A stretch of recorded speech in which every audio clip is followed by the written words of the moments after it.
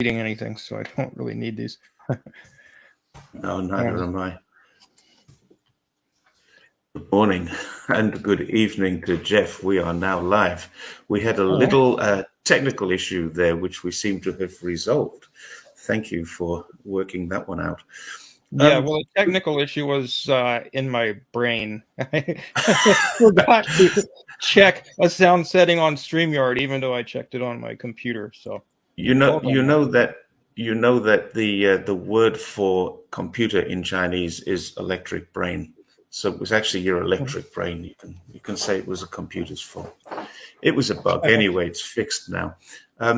Jeff, we've talked a couple of times before, and we're thinking about making this a regular event and looking for names for this event. But the bespectacled boomers was one of the names. And okay, I'm rebelling against that name right now. Yeah, I want to have something that's a little bit more, shall we say, serious, because I talk about the misperceptions of China. You talk about the misperceptions related to Ukraine, and we're both kind of socialist inclined. Am I right to say that? Yeah. And I talk about misperceptions everywhere. Everywhere, yeah. But you seem to have a fairly in-depth grasp of what's going on in Ukraine, and I seem to have a fairly broad understanding of China. And I think for the time being, we're going to be redundant if the Ukraine war ends and America's hostilities against China stop. What are we going to do then? We just have to talk about movies or something. Kittens. Kittens, that would be nice. Yeah, but I want to ask you. I've got news for everybody. The U.S. is not going to stop being complete pigs anytime. Oh, sorry to pigs for that insult. They're going to not stop being complete cops anytime soon. Okay, let me ask a question. Germany has agreed now to send tanks. America apparently is sending the Abrams tank, but not this year. Do you think it'll all be too late or not? Is this really going to drag on for yet another year? Too little, too late. I don't know exact figures, but my recollection is that Ukraine had something like 1,000 tanks at the start of the war. And, most of them have been destroyed. And we're talking about a few dozen here that Germany and the U.S. and I think a couple of other countries are. UK is also involved in this, over a period of time. So, yeah. And, it has to be over a period of time because you can't just even if you're familiar with another tank, you can't just hop into an Abrams and go use it. It takes extensive training. I was listening to, I forget who it was, Brian Berletic from New Atlas was interviewing somebody who, is an expert on this stuff and said, basically, you can severely hurt yourself just by not really being fully up to speed on what you're doing with an Abrams tank. Apparently they still need to be manufactured. I think they've got some, but it takes several months just to be trained enough to use the tank at all, and then it takes people with years of experience to effectively use them in combat. I'm not a military expert myself, but that's my understanding from people who are. The British military have got a bigger problem than this. They're sending some of their most advanced tanks, and David's comment there said the complex secret armor formulations. The Brits are very worried about these tanks falling into Russian hands. And it's more important that the tanks don't fall into Russian hands. If they get destroyed, that's one thing. But if they fall into Russian hands, then the technology could be acquired by the enemy, which means that they become useless in any future battlefield. But I can't imagine any future battlefield without Russia. If Britain are involved in a war, who are they going to be involved in a war with? They're not going to be using tanks in China. That's going to be a sea war. They're going to be destroying, if they can, the eastern seaboard. They're not going to be bringing tanks into China, I don't think. I can't Yeah. imagine any occupying force ever taking China. It's just too damn big. The Japanese tried it once.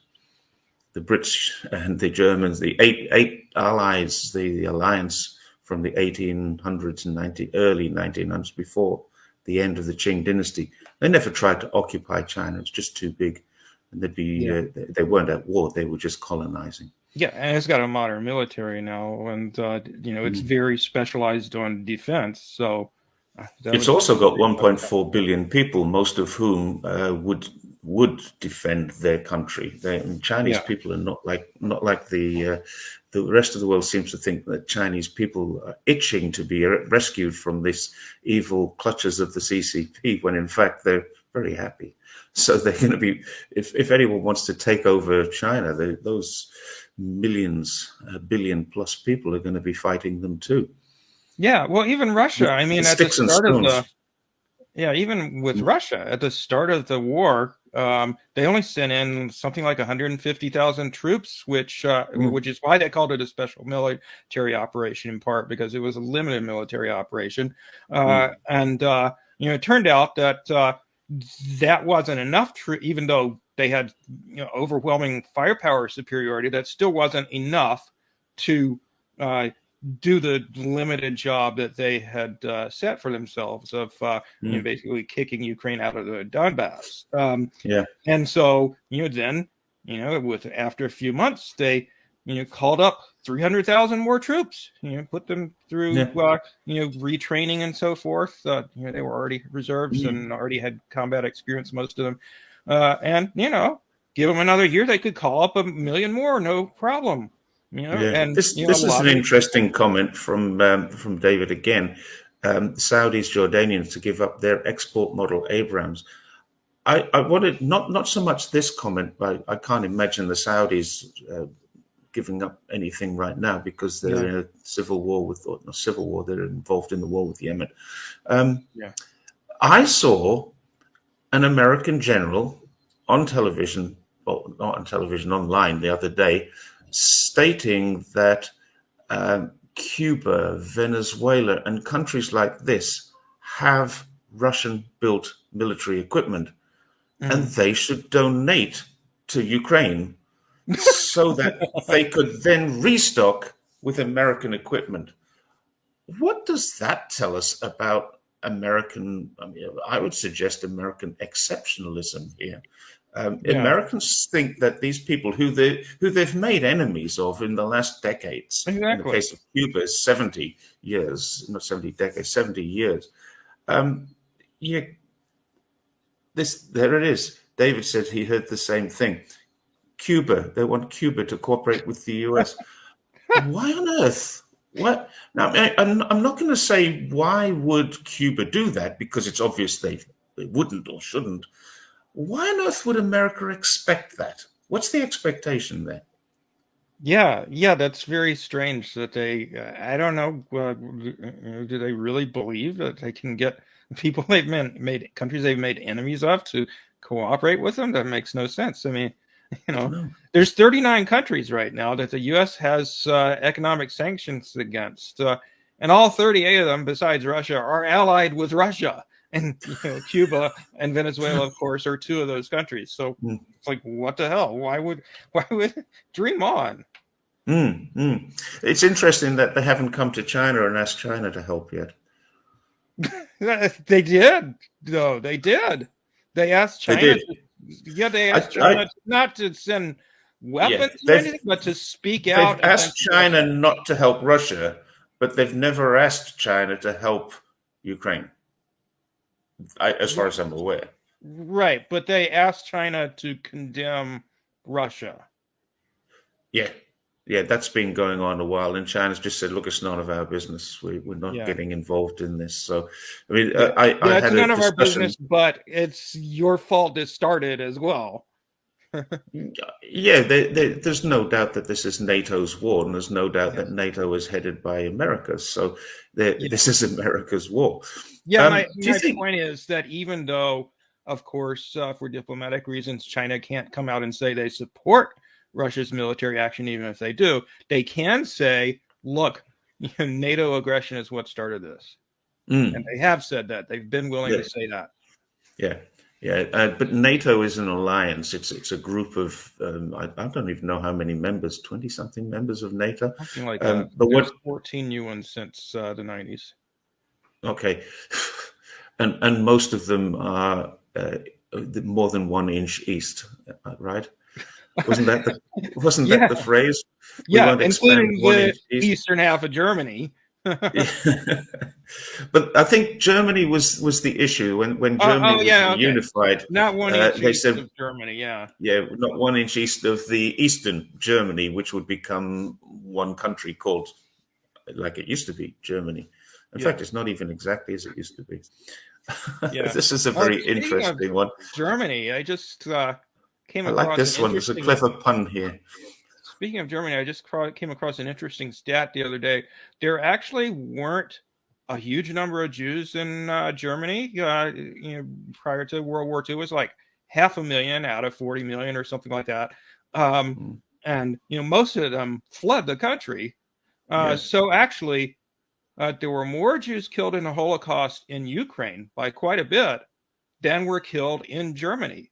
Even yeah, though, of course, the I've heard Germans that. were Yeah. involved in killing all over Eastern Europe, but Mm.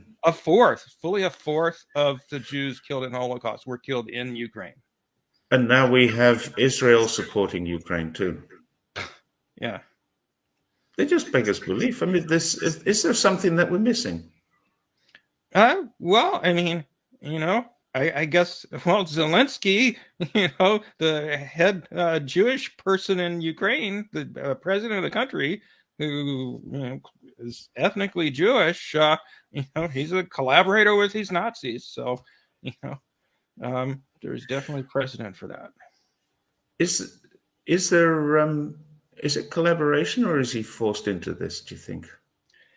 Hard to know, but I mean, he, at least in his public statements and his policies, he's fully on board with Mm. the whole right wing agenda, including the language restriction, the language discrimination, and you know, threatening to invade Crimea, and all of everything that Mm. they have.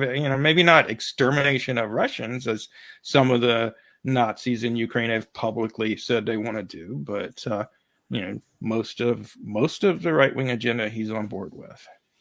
So, do you think that if Russia had not gone into Ukraine, what would have been the next step? Let's say Russia exercised the restraint that I think China is showing, because China Mhm. keeps getting hammered with the Taiwan question, and is showing an incredible amount of restraint.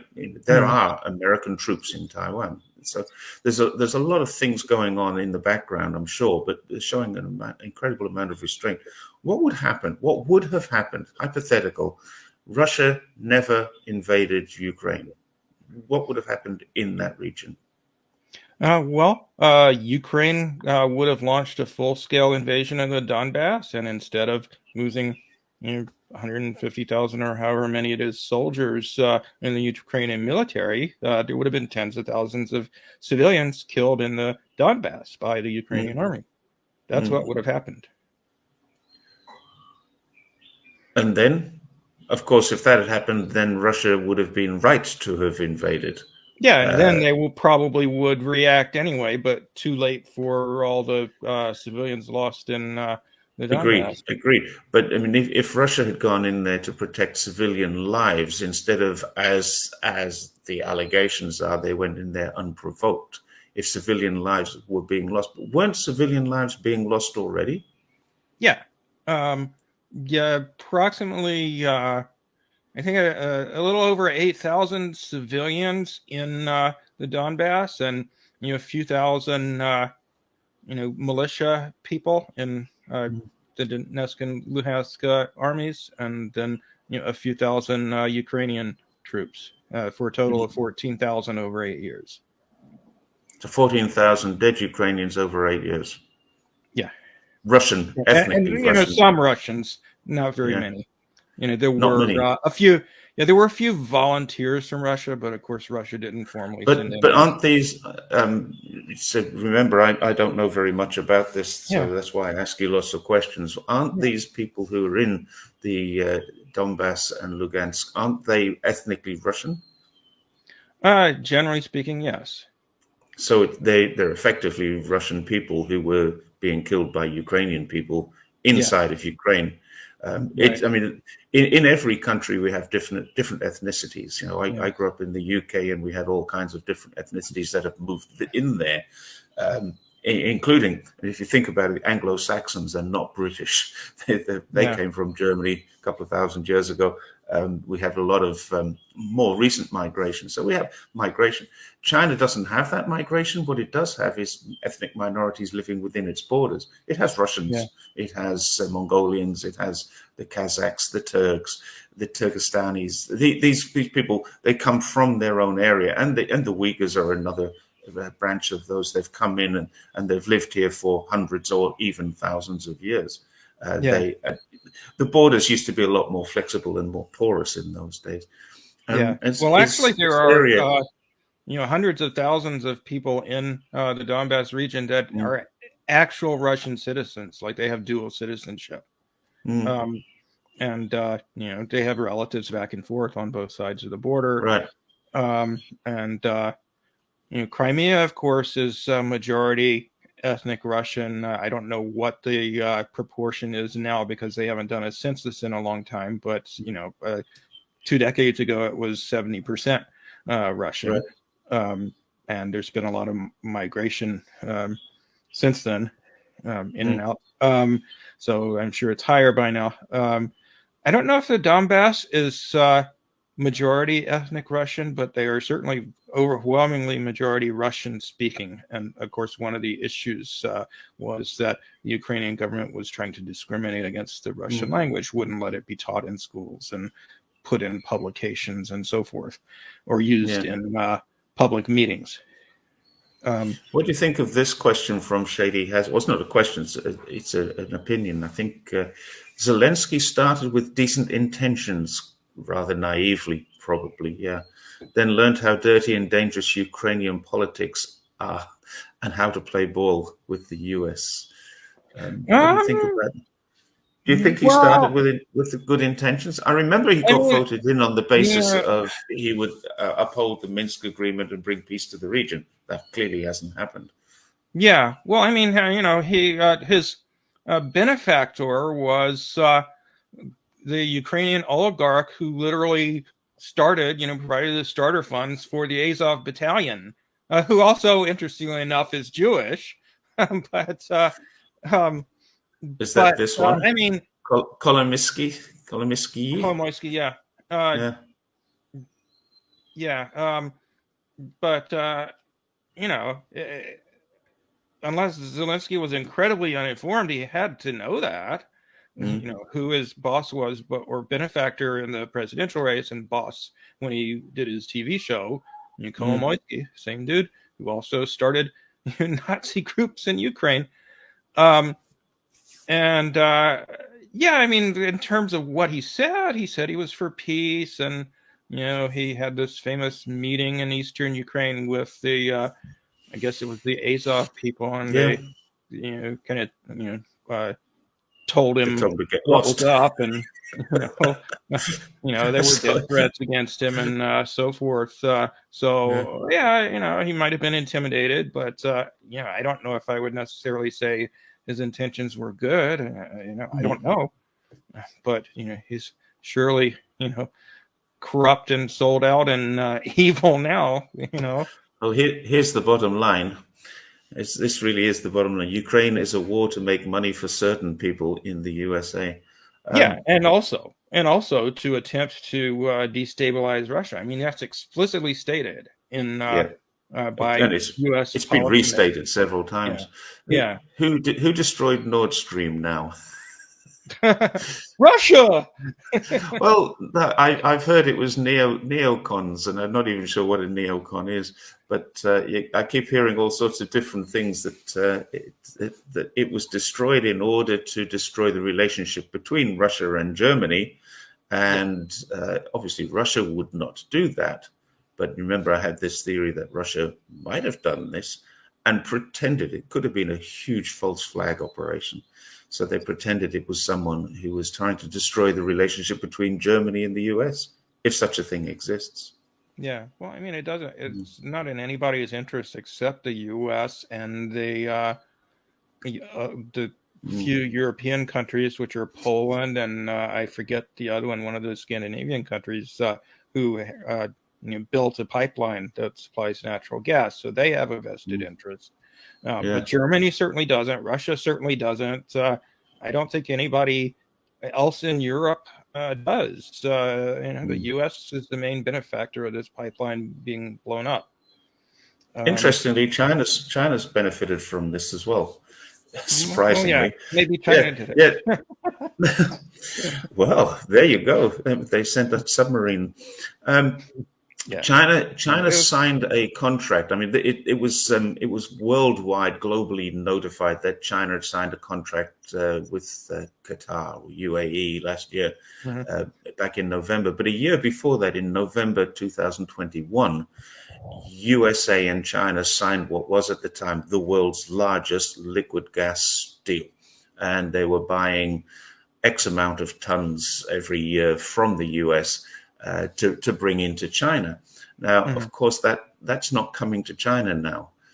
So effectively, it's being loaded onto ships with Chinese paperwork. China are selling it to Germany, and Germany are having it delivered there. So it's never arriving here. The paperwork is just going through the system of brokerage and whatever they call that, where they on-sell a shipment before it ever leaves the port of demarcation. It's being on-sold to a different client. So Germany are buying Chinese gas, which is coming from America, and at a fair profit too. And I say fair, a good profit. Fair is probably not the right word to use here. It's a pretty good profit. Somebody said 150 million per ship, but I've never confirmed that. Yeah. So China has done well out of that. Yeah, and I can't remember if China is one of the ones doing it, but there are countries that are selling Russian oil to Europe. So, India is doing that right now. Yeah, India is buying Russian oil at a very good price, a premium price. They've got a long-term deal, and they're selling it on probably through American brokers who are making money too. This is really, that's what this is all about, isn't it? And the poor Ukrainians are fighting each other because they don't like each other, but they're really pawns in a much bigger world. Yeah. Well, I mean, I think that, the fascist faction in Ukraine is a minority. Oh, yeah, I've heard that. I didn't know this. There you go. I learned something new every day. Zelensky was a Russian speaker before becoming. He could not even speak Ukrainian. He speaks English fairly well. I even heard that he pretended to make mistakes about Russian to give the impression that he was, Ukrainian who'd learned Russian. Yeah. That's interesting. Yeah. You don't often hear Mao Zedong speaking because he had a very strong Hunan accent and wasn't very good at Mandarin. And that's a fact too. So, I mean, he was Chinese, of course, but he grew up in a regional area in not far from Changsha, and he spoke local language, Hunanhua. And so when he did become the leader of China, his language skills, I mean, he obviously could speak Chinese, but he didn't speak it as well as he spoke his local language. So that does happen in places where they've changed. Well, we're getting a lot of comments here. I'm trying to keep up with the comments. Oh, I don't see another one. You can't see the comments? Well, I mean, I see them when they first appear on the screen, but... And David says, Mao has that very high, squeaky voice, which is true. He had a very high, squeaky... There's another little interesting fact. The Pope speaks Ukrainian. Sorry. Yeah. Why would that concern you, Hazza? Shady Hazza. There are two Hazzas in my life. One is just called Hazza. And Shady Hazza knows who the other one is. Yeah. So let's moving on. What else is going on in the world? Well, I mean, yeah, I don't know how much time we want to go on because Just another 10 yeah. minutes or so Okay. at the most. All I've right. got a 10 o'clock and you've got stuff to do. Yeah. Mm. Okay. Well, I mean, uh, well, China's had a few COVID deaths last month or so. We had it recorded 60,000, but Yeah. that was several weeks ago. There's got to have been more, and I haven't seen any figures come out. Yeah. We also, I mean, my wife got a phone call yesterday. Her father's friend passed away, Mm, and it's possible we haven't had this confirmed, but he was on dialysis 3 times a week. He's not been very well. He's been in and out of the yeah. hospital, so I Yeah. mean, he wasn't expected to live long, but he came home over the Chinese New Year from a hospital visit, and he had some trouble breathing, and he basically passed away. They took him back to the hospital, and he passed away that night. So we're waiting to hear, was that a COVID death or was that related to what he had? But his dialysis wasn't related to his breathing problems. So I'm thinking that's probably the first person that I know who has died of COVID. And that's Yeah. only the second person I've heard of who has died of COVID. I have one friend who lost a grandparent. I don't Yeah. know anyone else who lost someone. So, in terms of numbers, the numbers are not high. I mean, I literally know thousands of people in China, and I'm Yeah. hearing now this is the second person, and it's only suspected COVID. And that's only by me, not by, I Yeah. mean, no one has come from the hospital and said, we're going to test for COVID because we think he might have. So, Well, yeah, I mean, it's interesting that it's happened like that.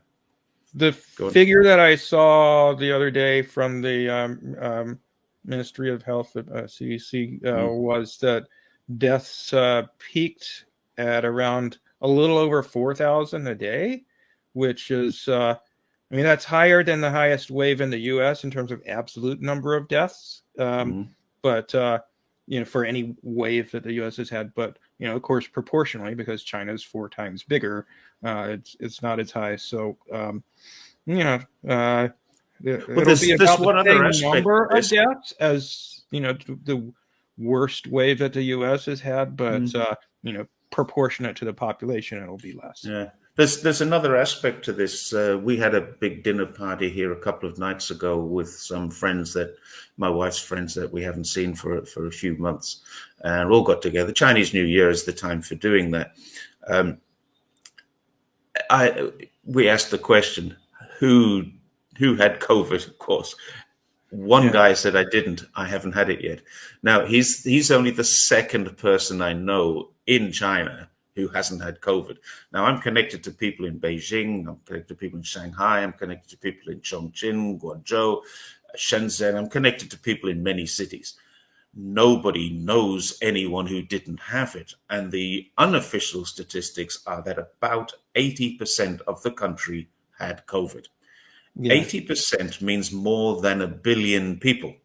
Now, yeah, thinking about this, a billion people, when it was going through its worst time last year, 2.5, 3 years ago now, it was killing at the rate of something like 3.6 in some places, but not in China. It was 1.1% of the people who got COVID died of COVID. And that's why China said, well, this is I mean, unacceptable. that's there's not necessarily you can't really rely on the figures for case numbers because I mean different Of course countries not. have different policies on Yeah, testing. So of course not. Of you course. have to But do but you let's do a random sample test of probably of antibodies so you can catch people who are no longer test positive, mm, and then you can get a gauge of how many cases there have been, and then you can compute a fatality rate.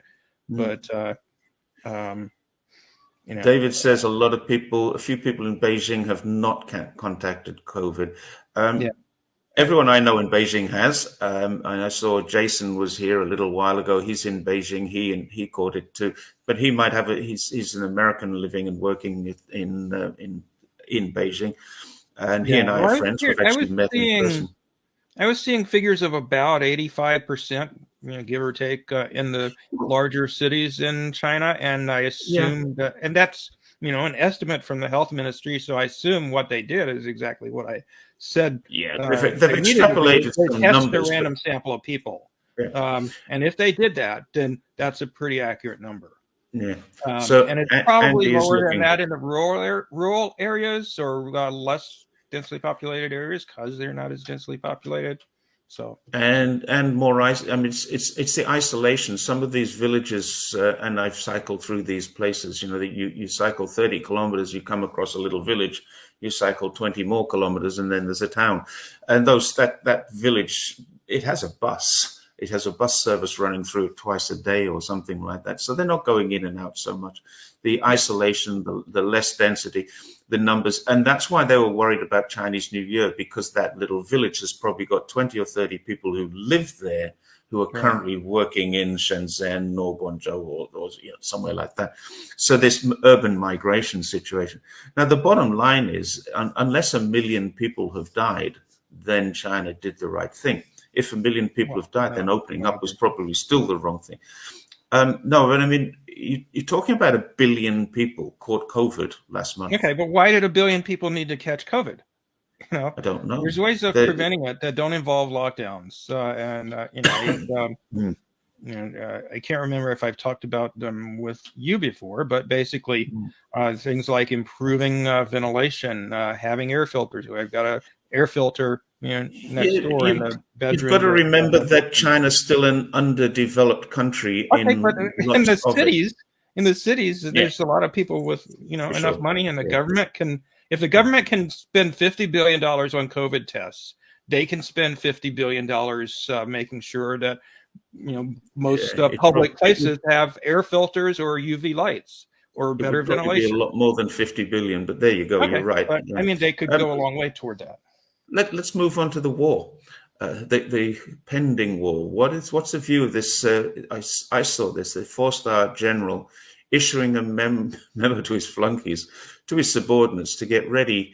And well, shoot for the head is a pretty silly thing to do. You shoot for the body. You shoot for the biggest mass that you can hit. Right. Um, but yeah, he did actually put out a memo saying that he wanted his troops ready.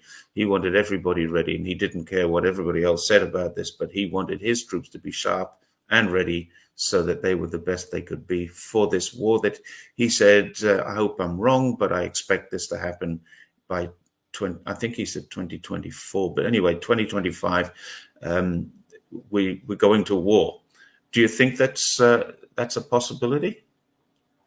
Well, China's certainly Oh, not going to start a probability. war. China's not, So no, right? yeah, um, Mm, yeah, it depends on how crazy the people who decide these things are. mm, Uh, so I don't know. Let's hope not. yeah, But yeah, yeah. It's 9:36 now. We said with 20-40 minutes at the maximum. Normally, we would go on a little longer. We had a couple of technical issues. We both had some communication issues. It seems that your Twitter account and my Twitter account don't talk to each other very well either. yeah, Uh, yeah. so we're going by emails, and I think both of us. This is Jason. There is no way the US is going to attack China. It's suicide.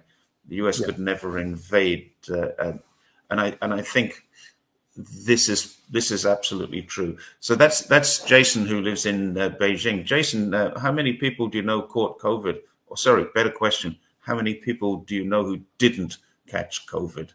Um, and I think this is the big one. The alternative: they are going to goad China into attacking Taiwan. China isn't going to fall for that. But No. if they were to do that, then the Americans would use Japan, Australia for sure, possibly Korea, and they would try and encourage the Philippines to get involved as well. There you go. There's Won't go Jason. for it. There's Jason. One person did not catch it. He clarifies it. The next comment: one person did not catch it. That's Mhm. Jason in Beijing. So there you go. We're looking at huge numbers. Um, let's wrap it up here. Okay. Ukraine, in a very short sentence, what's the prediction for the next month or so? I don't know about the next month because I don't think that Russia is trying to move too fast. They are trying to minimize their casualties. Mm. But I mean, they've basically got most of their 300,000 troops that they called up in place now. So they Mm. are going to, and already are to a significant extent, going on the offensive, and they're about to take the city of Spring is going Bakhmut, to which start is, soon. yeah, the city of Bakhmut is like a linchpin of Ukraine's defensive structures uh, in the Donbass area. It's kind of like their Maginot Line, I guess. They've spent Mm. years building up these trenches and so forth, and so it's taken Russia a really long time to kind of grind that down. But they're getting close to the point where they are about to break the most important part of that defensive line. So once Mm. they do that, things will proceed a bit faster. So we're starting to see a spring offensive that will improve. No, improve. That's not the right word. That Yeah, will improve Russia's position. Yeah. yeah, Okay. And this on the COVID thing, most of our friends caught it. Say almost everyone I'm talking to has the same comments, but there's someone else who avoided it, so that's nice to know. yeah, So on the Taiwan thing, somebody made the comment that if Taiwan puts nuclear weapons there, that would be a red line. If the yeah. US puts an army Which they base were on, at one point. I wasn't aware of that, but Yeah, I back believe in it. the 50s, Mm, maybe up through the early 60s, the U.S. had right. nukes in Taiwan. Okay. So the US already has a training force, a small training force in Yeah, Taiwan, and has done for over 10 years. That came out about 18 months ago. It was denied, denied, denied, and then accepted. Yeah, we do have yeah, American troops there. That's the red line. There are two red lines for China. On that happy note, should we call it a day and both move on to our other respective errands that we have and talk to yeah. each other again in about 2 weeks? Well, something like that. I was hoping maybe we could. I'm in town and in my home studio set up until like the 16th, I believe. Okay, Okay. well that's more than 2 weeks away, Yes, so 2 weeks okay. away. I'm Um, away from the 5th to the 15th, but I should be able to do it from a hotel room. I'm only oh, in Shenzhen, okay. and it's quite modern over there. They have technology, so we Yeah. can do it. Um, Yeah, yeah. And yeah. So let speaking of news, one piece of news on my end is that I finally completed the article I've been working on for over a month. Ukraine Kind of article. an update on the Ukraine stuff. Um, Where can we find it? you can find it at jeffmelton.substack.com.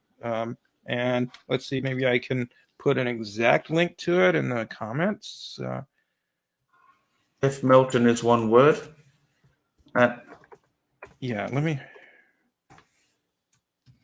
If Melton at Substack, go on. Jeff Melton. Okay, I put the link there in the comment. I can't see it. Oh gosh, there's a lot of comments coming through. Yeah, well, no, in the private chat between you and me. Oh, the private. Sorry, Okay, you're let me right. put it in the comments. Okay, Sorry. no, no, Um, it's okay. I can copy this. oh, and for some reason I can't make a comment. No, That's weird. Oh, maybe because I'm not logged in. Okay, but I put it in a private chat. So yeah, this is an article that you've been working on for a long time. yeah, Hmm. yeah, yeah. Okay. It's a response to a article slash speech that somebody from the DSA, Democratic Socialists of America, put out back in November. And basically, they kind of take the line of the actual peace movement in the United States, which for the most part, they want peace. They say, let's have peace, let's have negotiations, let's draw all the troops back and so forth. But Mhm. they characterize what happened as Russia invaded Ukraine, and they don't really provide a whole lot of the context that led up to it. And think that Russia's doing this like for its own, like selfish gains rather than They're to very protect good at it, aren't they? themselves and people in They the they drawback. chip away. They chip away at the relationship, destroying tiny little parts of it. And when there's a slight little response, they accuse the opposer of aggression. And Right. they've been doing this with China for years. Of Yeah. course, they did it with NATO, did it with Russia. Yeah. Yeah. And that Okay. propaganda has rubbed off on the peace movement, unfortunately. So basically, Disinformation yeah. disbunkers. This could be a J and J disinformation debunkers. Maybe. Yeah. Okay. On that happy note, we've got ourselves a good name there, disinformation debunkers. But it's basically only on those two countries. But we might have more to add to it later on. Oh, Let's sure. get together in about 2 weeks' time and say goodbye and thank you very much. We've got 73 viewers there, which is a lot more than I expected today. Yeah. We weren't even sure we were going ahead about an hour ago. All right. Thanks very much. And we'll catch up again in a very short period of time, sometime within the next 2 weeks, if that's okay with you. Yes, for sure. Okay, cool. See you then. Go and do your errands and I'll go and do mine. And thank you, All right. everybody, for Sounds watching. good. That was a very interesting little chat. Cheers.